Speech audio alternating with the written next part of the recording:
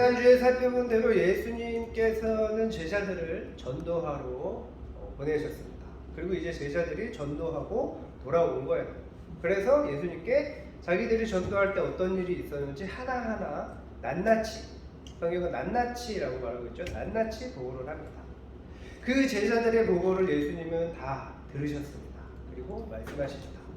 너희는 따로 가서 한적한 곳에 가서 잠깐 쉬어라.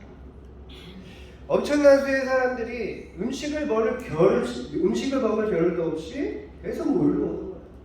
이게 지금 마가복음에서 계속 여러 번 기록되어 있죠. 그러니까 쉴 수가 없는 겁니다. 그래서 예수님이 제자들에게 너희는 따로 가서 한적한 곳에 가서 쉬어라. 예수님의 세심함, 예수님이 제자들을 얼마나 세심하게 돌보시는지를 볼 수 있는 장면이죠. 자, 그런데 예수께서 제자들에게 가라고 하신 것이 아주 특이합니다. 한적한 곳으로. 한적한 곳. 여기 한적한 곳은 원어로 에레몬입니다. 에레몬. 황폐한, 광야에라는 의미를 가지고 있어요. 35절에 보면 빈들이라고 기록하고 있죠. 빈들. 쉽게 말하면 뭡니까? 광야에, 광야. 여러분, 광야가 뭡니까? 광야가 뭐예요? 아무것도 없는 곳이죠. 사람이 살 수 없는 곳입니다. 살아가기 힘든 곳입니다. 그래서 광야하면 뭐가 떠오릅니까? 고난이 떠오르죠. 시련과 연단의 장소가 생각이 납니다. 그런데 예수님께서 전도하고 돌아온 제자들에게 광야로 가라고 하셨어요. 왜 그러셨습니까?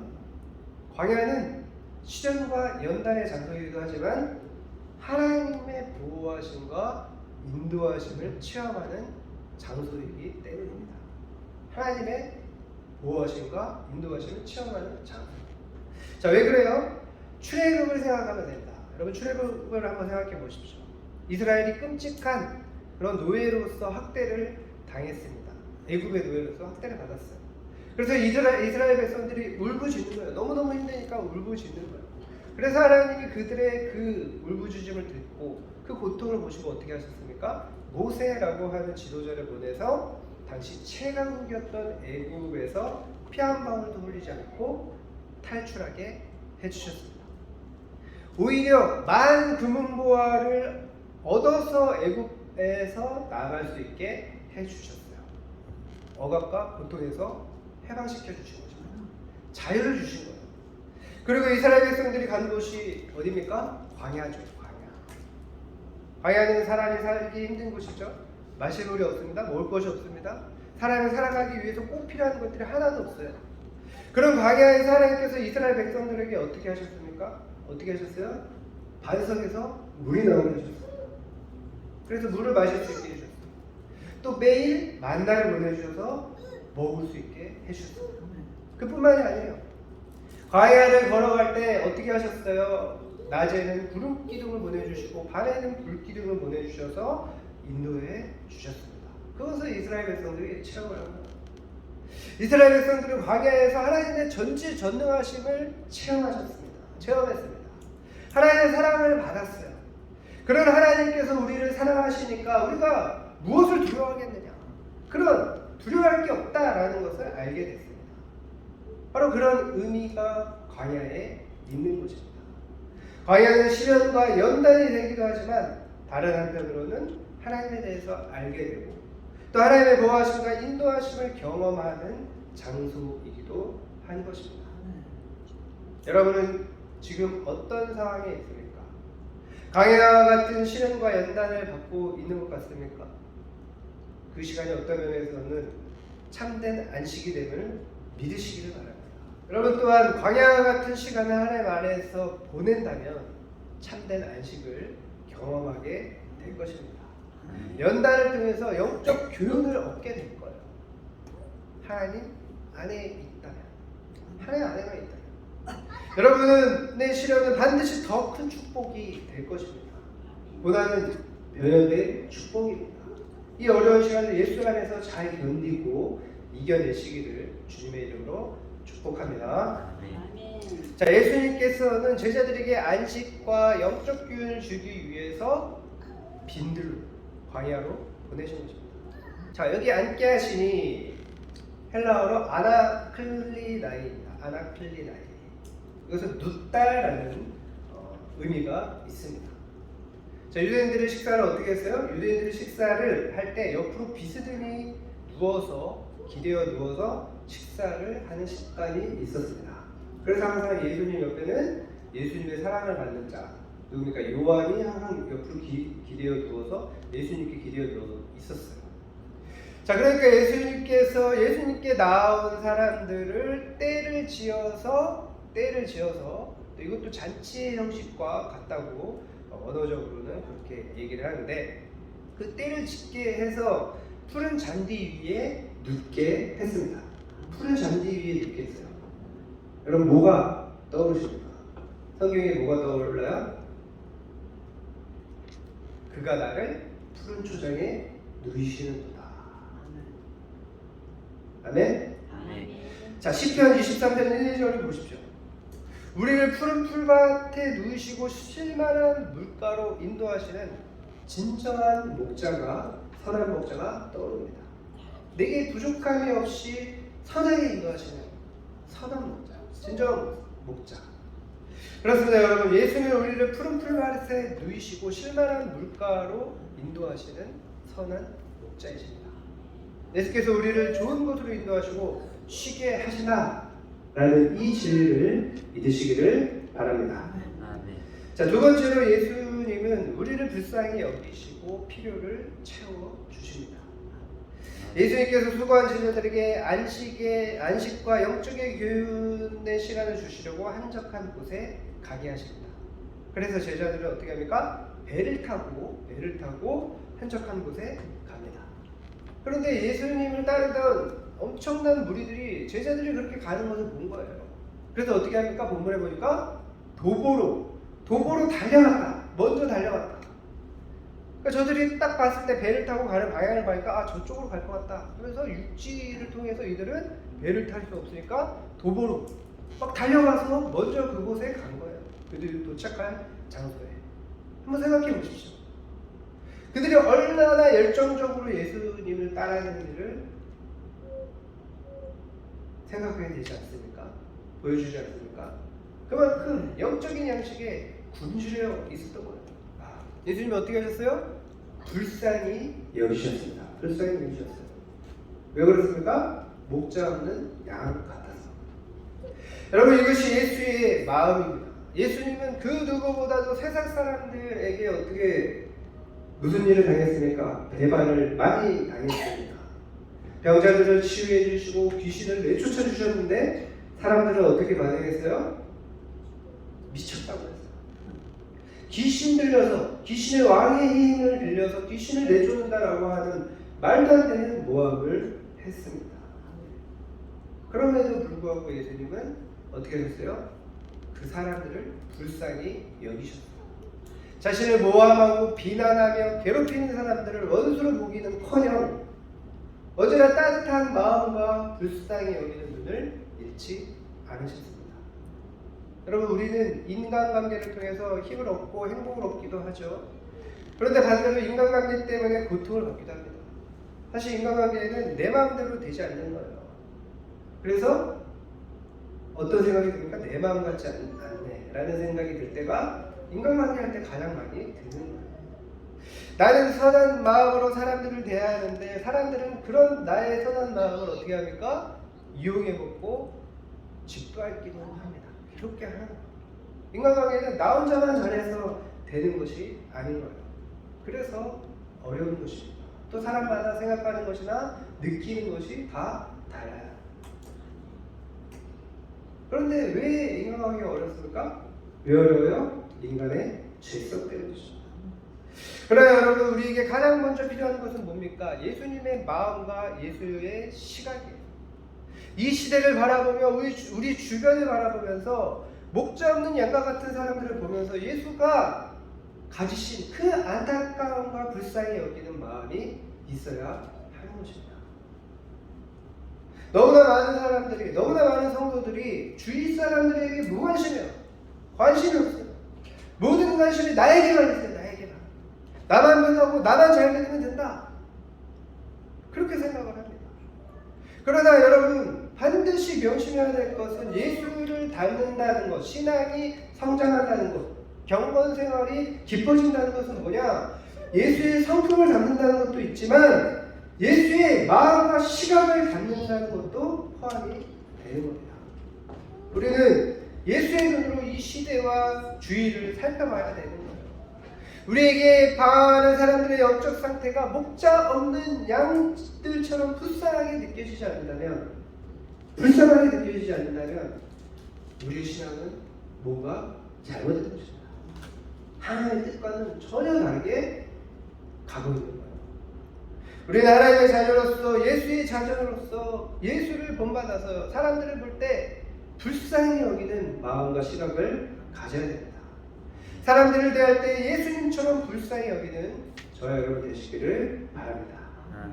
자, 또한 목자 없는 양이란 무슨 뜻입니까? 목자 없는 양 무슨 뜻이에요? 목자 없는 양 우리가 정말 많이 듣고 많이 생각했죠. 무슨 뜻입니까? 하나님의 백성들이 어느 길이 바른 길인지 알지 못하고 방황하는 것을 의미하는 거예요. 그리고 위험한 길을 가고 있음에도 그것을 알지 못하는 것을 의미합니다.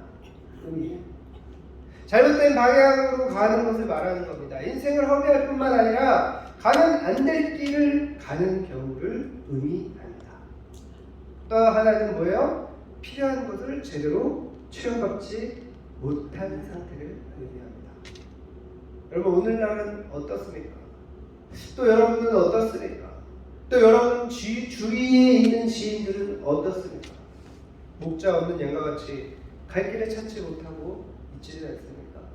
이리저리 방황하는 사람들이 우리 주위에 너무나 많아요. 너무나 많아요. 잘못된 길로 가는 경우도 많죠. 하나님을 멀리하고 있습니다. 또 인생의 중요한 시간을 허비하고 있습니다. 무엇보다 자신의 필요를 채우지 못해서 결핍을 느끼고 그 결핍을 채우고자 뭔가 아둥바둥하면서 고통을 받고 살아가는 사람들이 너무나 많습니다. 자, 이 목자 없는 양 같은 사람들에게 예수님께서 무엇을 하셨습니까? 여러 가지로 가르치셨다. 아침부터 저녁까지 가르치신 거예요. 아침부터 저녁까지 한두 시간 가르친 게 아닙니다. 그런데 무엇을 가르치셨을까요? 하나님 나라를 가르치셨습니다. 같은 내용을 나누는 누가복음 9장 11절에 나옵니다. 나오죠? 하나님 나라의 일을 이야기하시네요. 자, 그들에게 가장 필요한 것은 하나님 나라였던 거예요. 여러분 하나님 나라가 뭐라고 했습니까? 이것은 정말 머릿속에 새기고 마음에 새기길 바랍니다. 하나님의 통치를 받는 것이 하나님 나라예요. 하나님의 통치를 받아야만 참된 자유를 얻게 되는 거예요. 내 맘대로 사는 거, 내가 하고 싶은 대로 사는 게 자유가 아니에요. 망하는 길로 가는 것입니다. 하나님의 통치를 받을 때만 우리는 진정한 의미에서 자유를 얻게 되고 또 바른 길로 가게 되는 거예요. 방황하지 않게 되는 거예요. 인생을 허비하지 않게 되는 겁니다. 그러므로 오늘날에도 우리가 성경을 배우는 목적, 성경을 읽는 목적은 뭡니까? 나 자신이 하나님 나라, 하나님의 통치를 받아서 자유와 바른 길을 가기 위한 거예요. 먼저는 내가 하나님의 통치를 받기 위해서 성경을 읽고 성경 배우고 지도를 받는 거예요. 또 뭡니까? 우리 주위에 목자 없는 양같이 사는 사람들, 그 사람들의 필요를 채우는 제자가 되기 위해서 우리는 성경 공부를 하고 성경을 읽는 것입니다. 아멘. 그것이 하나님께서 저와 여러분을 부른 목적입니다. 이 하나님의 나라, 하나님의 목적에 따라서 목적 없는 양과 같이 방황하는 사람들에게 하나님 나라를 전하기를 축원합니다. 자, 세 번째로 예수님은 우리의 실제적인 필요를 채워 주십니다. 예수님께 나오는 사람들이 얼마나 갈급했는지 해가 지고 식사 시간이 지나가는데도 모르고 계속 듣고 있었습니다. 그래서 제자들이 예수님께 사람들에게 식사를 하러 보내주시라. 촌과 마을을 보내서 식사를 할 수 있게 좀 하시자. 이렇게 얘기를 합니다. 그때 예수님께서 제자들에게 말씀하십니다. 너희가 먹을 것을 주라고. 그랬더니 제자들이 어떻게 합니까? 저희가 뭐 200데나리온을 또 가서 사옵니까? 그냥 논리적인 대화가 아니고 뭐예요? 어이없다는 뜻으로 의구심을 가지고 불신을 가지고 하는 말이에요. 그죠? 자, 200데나리온은 굉장히 큰 돈입니다. 한 데나리온이 그 당시에 하루의 일상이었습니다. 일상. 그러면 200데나리온이면 200일을 일할 거예요. 오늘날로 하면 거의 연봉에 가까운 거죠. 그죠? 주 5일을 요즘 일을 하니까 2천만 원, 10만 원씩 일상을 10만 원만 쳐도 2천만 원이나 되는 큰 돈입니다. 그러니까 뭐예요? 제자들이 하는 말은 뭐예요?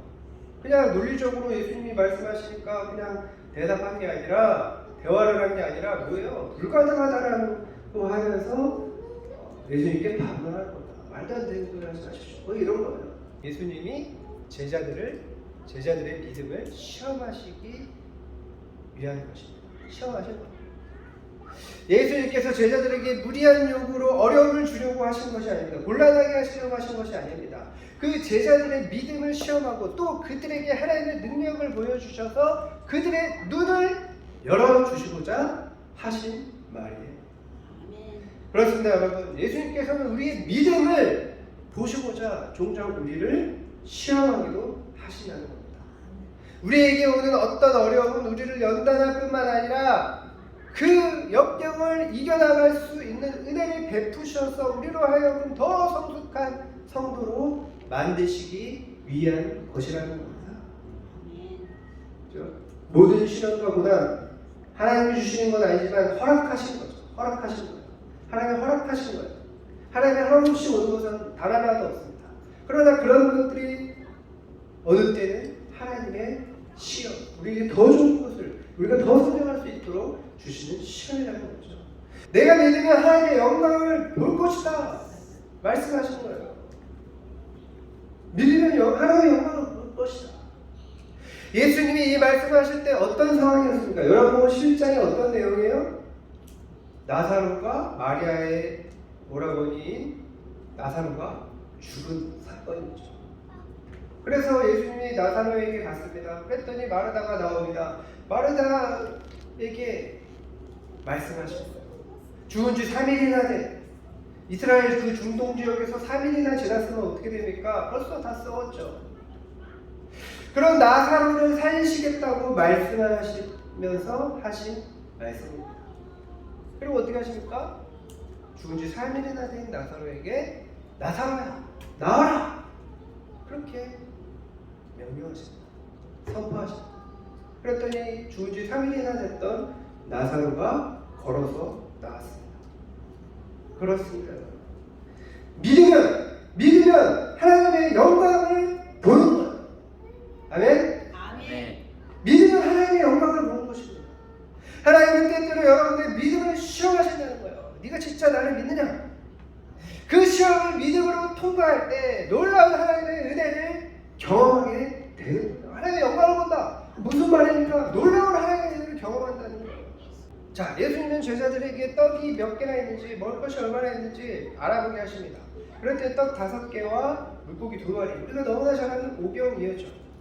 그래서 예수님은 사람들이 식사할 수 있도록 푸른 잔디 위에 이렇게 때를 지어서 앉게 하십니다. 이 장면은 잔치의 모습이에요. 그렇죠? 그리고 하나님께 감사 기도를 하는 거예요. 여기서 축사하시고는 하나님께 감사했다는 거예요. 찬양했다는 거예요. 그리고 떡을 떼서 제자들로 하여금 사람들에게 나눠주게 하십니다. 그랬더니 어떻게 됐어요? 오병이어의 기적이 일어난 거예요. 남자가 5,000명이다. 남자가 5,000명이나 되는 인원이 다 배불리 먹고도 뭐가 남았어요? 12바구니나 남았어요. 그렇습니다. 여러분, 예수님은 우리의 실제적인 필요도 채워주십니다. 영적인 것만 채워주시는 게 아니에요. 우리의 필요를 또 채워주시되 풍성하게 채워주신다는 것입니다. 아멘? 그래서 시편 기자는 뭐라고 말합니까? 여호와는 나의 목자시니 내게 부족함이 없으리로다. 그런데 목자 없는 양과 같은 사람들의 필요를 채워주시는 하나님의 방법이 뭐였어요? 무엇이었습니까? 어린아이 담긴 떡 5개와 물고기 2마리였습니다. 사실 예수님께서는 그들의 필요를 채워주시기 위해서 아무것도 필요가 없으셨어요. 하나님께서는 어떤 분이십니까? 무에서 유를 천지를 창조하시는 분이십니다. 또한 이스라엘 백성들을 40년 동안이나 광야에서 그 수백만 명의 인원을 하늘에서 만나를 내리시고 메추라기를 보내셔서 먹이신 분이셨습니다. 그러나 이때는 어린아이에게 나온 떡 5개와 물고기 2마리를 사용하셨습니다. 아마 거기에 다른 사람들도 먹을 것이 있는 사람들이 분명히 있었을 거예요. 뭐 아무도 없었겠습니까? 몇 명은 있었겠죠. 그런데 이 아이의 떡 5개와 물고기 2마리를 사용하셨다는 거예요. 순수하게 드린 이 500여가 목장 없는 양 같은 사람들을 위해 쓰인 바덩이입니다. 여러분, 이것이 하나님의 방법이에요. 우리가 가진 자그마한 것이라도 그것을 예수님께 드리면 500여를 드린 어린아이처럼 쓰임받을 수 있는 것입니다. 우리는 종종 하나님의 일을 위해서 남들과 다른 특별한 어떤 힘과 능력이 필요하다고 생각을 합니다. 그래서 망설이죠. 그러나 여러분, 결코 그렇지 않은 거예요. 하나님께서는 어떤 분이십니까? 약한 자를 쓰시는 분이에요. 약한 자를 쓰시는 분이에요. 여러분의 순수한 마음으로 하나님께 드리는 그 섬김과 물질을 통해서 하나님 놀라운 일을 하시는 분이십니다. 지금도 예수님께서 여러분들에게 말씀하시는 거예요. 너희가 먹을 것을 주라. 너희가 주라. 너희가 주라. 여러분, 내 생각과 상식에 갇혀서 하나님을 제한하지 마시기를 바랍니다. 정말 순수한 믿음으로 하나님 나라의 쓰임받아 목자 없는 양과 같은 사람들을 선한 목자 예수님께로 인도하는 저와 여러분 되기를 축복합니다. 말씀하시겠습니다. 여러분, 우리는 예수님의 그 마음과 시각을 본받아야 합니다. 우리를 실만한 물가로 인도하시는 예수님의 보호를 받으면서 예수님처럼 목자 없는 양과 같이 헤매는 사람들을 불쌍히 여기는 마음과 시각을 가져야 합니다. 그리고 그들을 위해서 우리를 부르셨음을 기억해야 됩니다. 하나님 나라를 전파하면서 그들을 바른 길로 이끌고 필요를 채우는 그런 아름다운 삶을 사시기를 바랍니다. 또한 우리의 작은 것이라도 주님께 드림으로써 하나님께 쓰임받는 사람들에게 도움을 주는 그런 놀라운 은혜를 열매를 경험하시기를 주님의 이름으로 축원합니다.